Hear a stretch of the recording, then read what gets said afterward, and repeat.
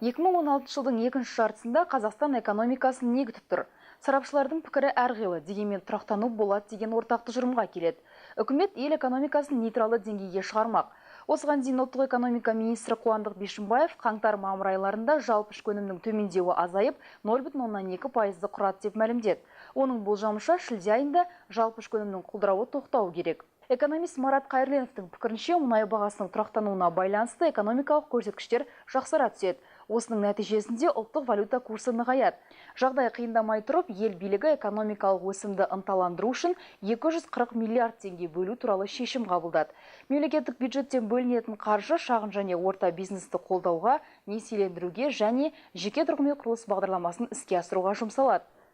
Аталған шаралар жоспарланған экономика өсімін 0,4%-ға арттырады деп болжанып отыр. Экономист Петр Своевтың атап өтуінше, бұл қаржы бизнеске көмектесе алады, бірақ ұзақ уақытқа емес. Шенеуніктер жұбаныш айтудың орнына қазіргі жағдайға өзге қырынан қарап, экономиканың жаңа моделін қалыптастыру қажет дейді ол.